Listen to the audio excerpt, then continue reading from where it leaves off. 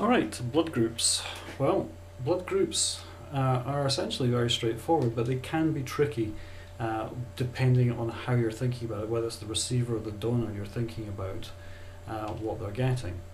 So, whilst there are many different types of blood groups that have been recognised over the years, there are two main systems which we pay attention to medically because they can have a very severe effect on an individual were they to get the wrong type of blood.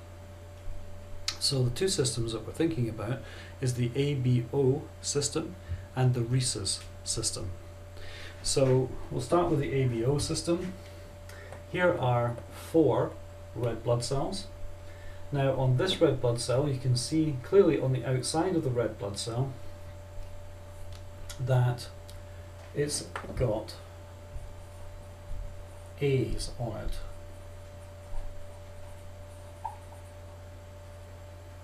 So this blood cell has the A antigen.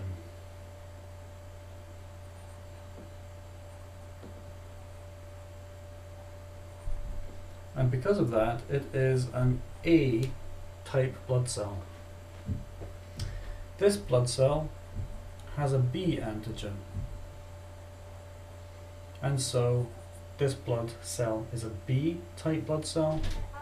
This is A and B. So it has both types of antigen. And so this blood cell is of the AB type. This one down here has neither an A nor a B on the outside, and so we know this has no antigens for the ABO group, and so this is type O blood, an absence of these antigens. Now these are the 4 types of blood cells that we can have.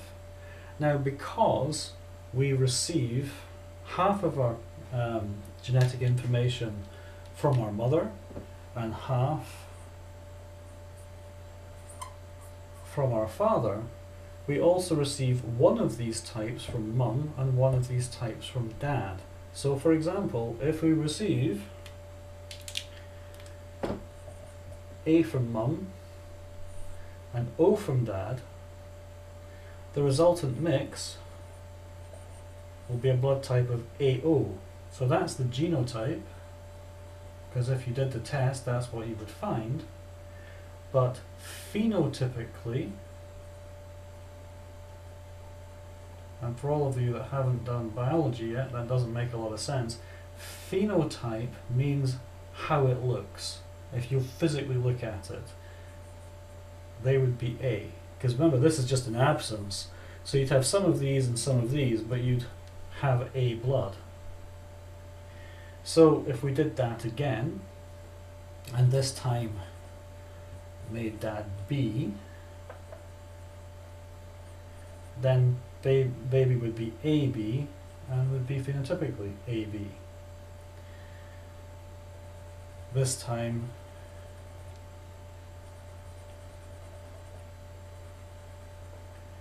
if mum was O and dad was O, then baby would be OO and would have O-type blood.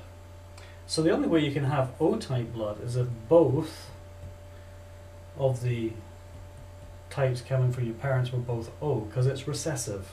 It requires both for it to have the phenotype O. Whereas if you have anything with A, it's always going to be A. Anything with B will always be B. If you have both, you'll be AB.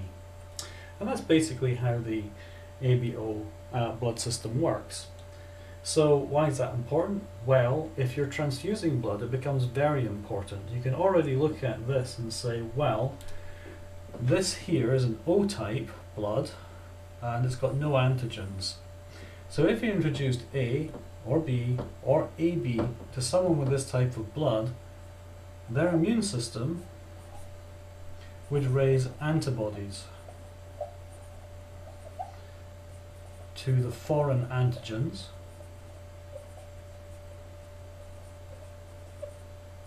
A, B, or AB. This would lead to what we call an agglutination.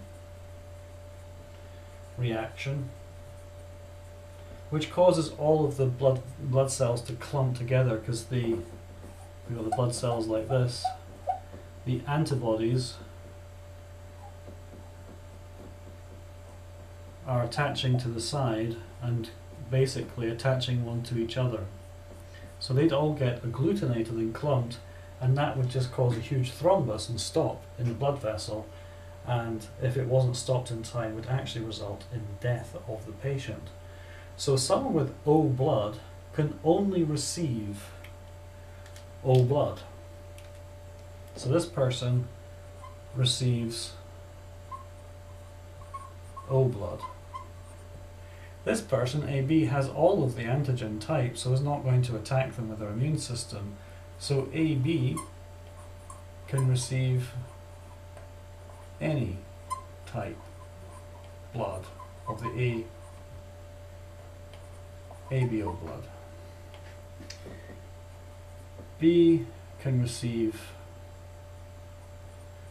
B and O only.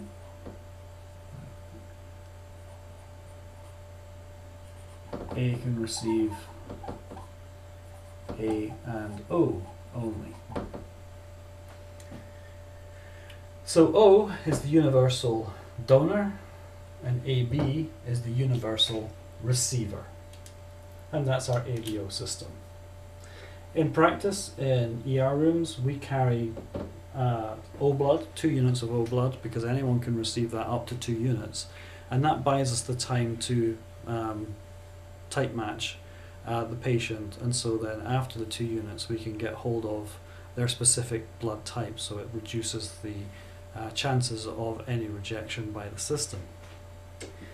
Alright, so that leaves us to talk about the rhesus system. Now this is a different antigen, and there are 8 types of rhesus antigen, labelled A through to H, but we're interested in the D, so it's rhesus D that we're interested in, because this is the one that's particularly reactive.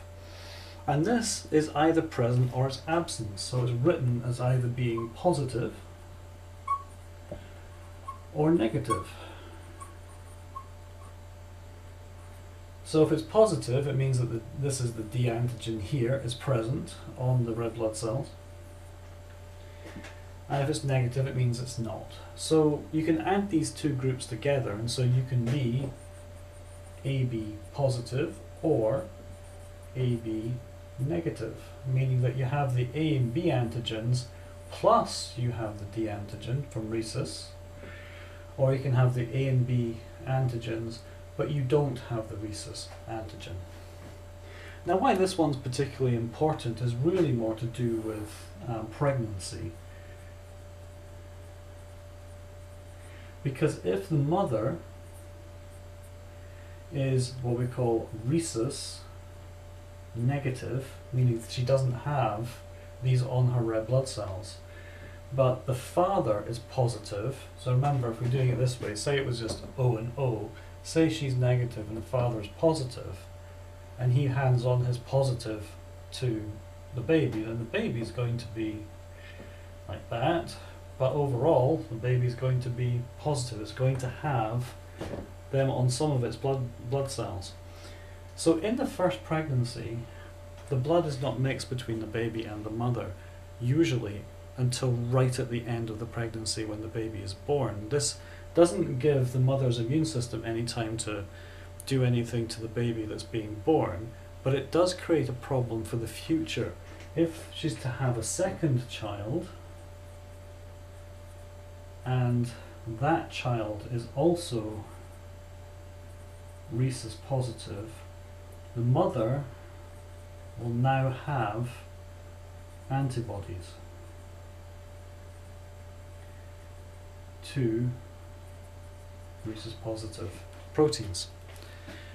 And that, if it's not treated with ROGAN, which blocks the process, can lead to hemolytic disease of the newborn, meaning that the red blood cells have not formed properly because the mother's immune system, which can cross the placenta, has been attacking them. Alright, well that's blood groups. Thanks for listening.